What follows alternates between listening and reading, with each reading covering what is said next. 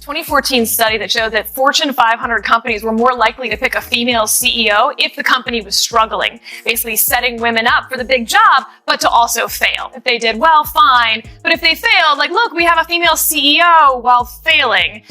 And that's what I feel like they did to Kamala Harris. When Biden refused to step aside and not run again, he was supposed to be that bridge. He backed off on that promise due to arrogance. And then he drops out after a catastrophic debate performance, and they set Kamala Harris. Remember that clip? That's left-wing commentator Sarah Isker desperately trying to blame Kamala Harris's humiliating collapse on the DNC. No surprise, they're ever since Harris tanked the election. The woke left has blamed everyone but her for the disaster. But Bill Maher isn't buying the excuses. He tore apart that weak defense and exposed just how ridiculous it really is. You saying 3 months wasn't long enough? I mean, it was too long. It was long enough. It was long enough. If they had a primary, It's not that they didn't have time to introduce. They met someone and they didn't like them. if they had a primary, they wouldn't have picked her. And if they had, That's she would have been different. able to Yes. rough out those edges that then she basically has to start from scratch with a campaign team she didn't hire that didn't like her, right? It was his team. And so I wonder if that next Democratic person, maybe someone's not even on our radar yet. Because frankly, when you look at the history of who's, there's two types. The one who waited in line, who was next in line, and then there's the one who comes out. That's Obama, that's Clinton, that's Reagan. The woke left just can't handle defeat. So now, Isker's grasping at straws, trying to spin the same tired excuses. It's been months since the election, yet Kamala Harris hasn't shown an ounce of improvement. Before we get to her latest blunder, let's rewind to 2016 and see one of the many reasons voters turned away from her. Speaking out not against radical Islamic terrorism and illegal immigration. No. Here she says we must have the courage to object to the terms radical Islamic terrorism and illegal aliens. We must have the courage to object when they use that term, radical Islamic terrorism, which ignores how Muslims have ultimately been the greatest victims of terror.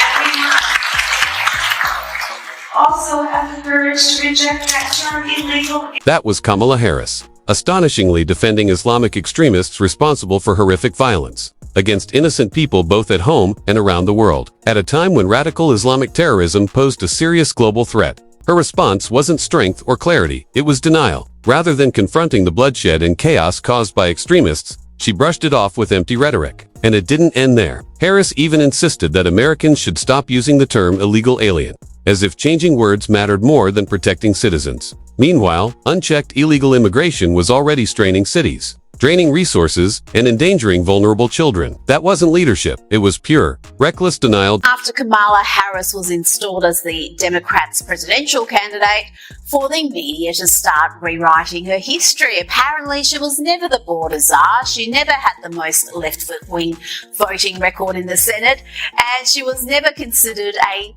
liability in the Biden administration. Those verifiable facts are all dismissed as right-wing conspiracies, as is the fact that she helped raise bail money for thugs during the BLM riots. Look at this headline claiming Trump falsely accuses Harris of donating to Minnesota Freedom Fund, bailing out dangerous criminals. Not only did Kamala do just that, her tweet is still up.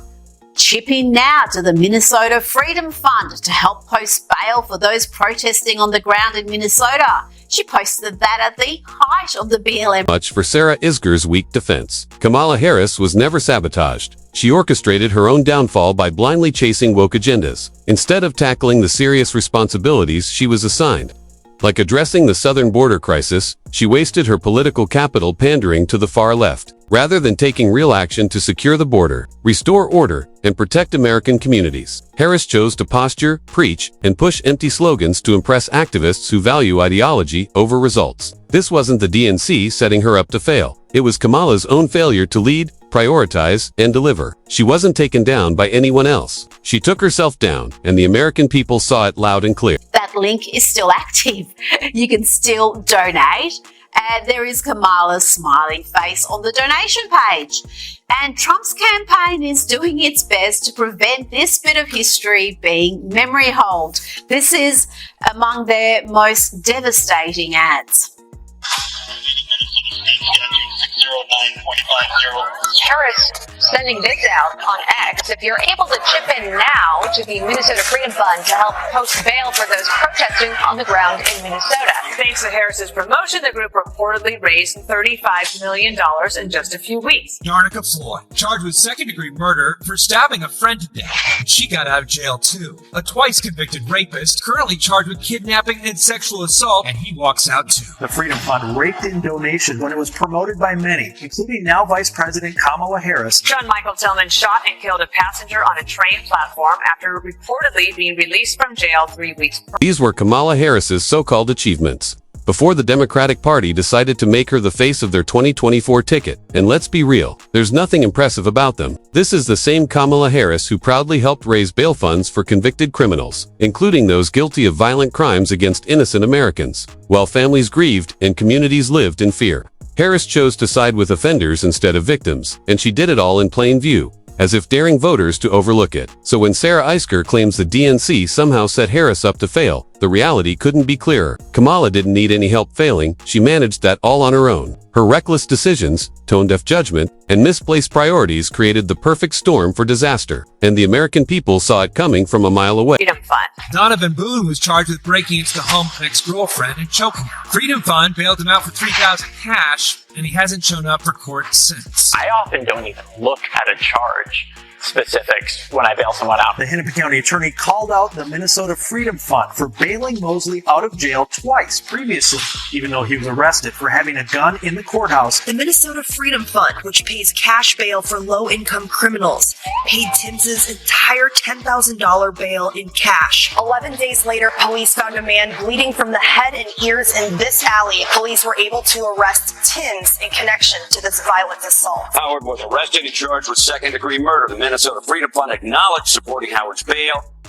ALA Harris's so-called achievements weren't just personal failures, they perfectly reflected the Democratic Party's distorted priorities. She didn't go rogue. She had the full support and approval of the leftist establishment every step of the way. The Democrats have long built their brand around siding with criminals instead of victims, and Harris was simply following their lead. Just look back at how they acted when President Trump pushed to secure the border and crack down on illegal immigration. Take Gavin Newsom, for instance, when border czar Tom Homan tried to enforce immigration laws and restore order in California. Newsom practically waged war against him. He wasn't defending American citizens, he was defending law. That's the Democratic playbook. Protect criminals, ignore victims, and undermine the rule of law. Harris didn't betray her party's values. She embodied them, and the American people saw it loud and clear. Every single person who looks like me, specifically white women, it's time. This is no longer about politics, and you get to right your wrongs of 2016 when you didn't put a woman in the White House who was overly qualified. Now's your chance. Thank God I don't look like her, because I think that means I don't have to listen to her. But you white women, well, sorry, but this is apparently a life and death matter. No hyperbole. Interestingly, white women saw right through Kamala Harris's performance and overwhelmingly backed Donald Trump, and it's not hard to see why. They understood exactly what was at stake. They recognized the danger Harris's agenda posed and wanted no part of it. These women knew that a vote for Kamala wasn't just a political choice, it was a risk to their families and communities. An open door for chaos and crime. They refused to fall for the left's hollow promises and fake compassion for lawbreakers. Instead, they chose law and order, safety over instability, and a leader who would protect the nation rather than excuse criminals. The message couldn't have been clearer. Harris's reckless, woke agenda was toxic, and America's women weren't about to gamble their security or their children's future on it. They stood firm and said, "Not on our watch." Kicking back, drinking margaritas on the beach. But really, you've been hard at work writing a book, meeting with leaders, thinking about the future of our country. Who said that? If you're wondering what that bizarre clip was all about, let me spell it out. That was Kamala Harris shamelessly promoting her new book. Yes, really, that awkward cringe-inducing performance was actually meant to sell a book to the American public. And before anyone assumes there was some deeper meaning behind it, there wasn't. She wasn't speaking to anyone off-screen or delivering a profound message to the nation. She was just trying emphasis on trying to be creative. The outcome? Utter embarrassment. This is what now passes for leadership in the Democratic Party. Staged gimmicks, awkward theatrics, and desperate attempts to stay relevant. If this was her idea of connecting with voters, it's no surprise her campaign crashed and burned. Let's be honest, America truly dodged a bullet by rejecting Kamala Harris. Just imagine 4 years of that awkwardness in the Oval Office. Ear pods that have the thing. Yeah. Because I've served on the Senate Intelligence Committee. I have been in classified briefings, and I'm telling you, like, don't be on the train using your ear pods and thinking somebody can't listen to your conversation. I'm just telling you, that's a little bit more secure.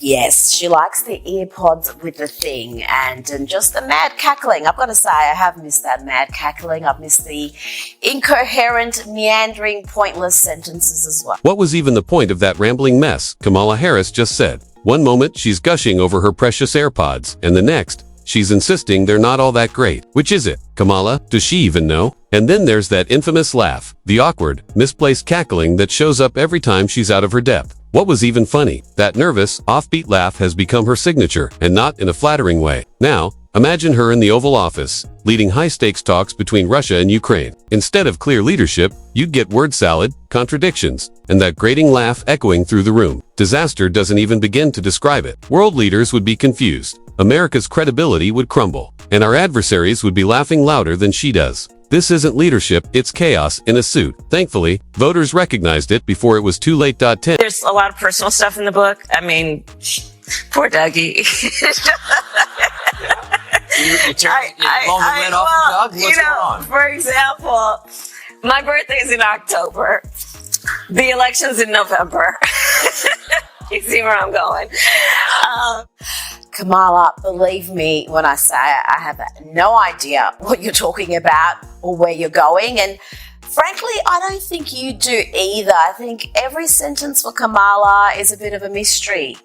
She doesn't know exactly where she's going to end up or how she'll get there. And this is the person Sarah Isgur wants us to believe was set up to fail. Please, Kamala Harris didn't need anyone's help sabotaging her. She managed that all on her own. From day one, her vice presidency was a string of failures. Remember the border crisis? Biden put her in charge, and she couldn't even be bothered to visit it for months. Inflation, rising crime, foreign policy blunders. Harris was missing in action every time, except for the occasional photo op or painfully awkward speech. She failed at every task Biden handed her, proving again and again that she was completely out of her depth. And instead of offering real solutions, she buried herself in woke talking points that only pushed the American public further away. While hardworking families struggled, Kamala delivered slogans. She wasn't set up to fail, she wrote her own downfall, line by line. And voters simply read the truth for themselves.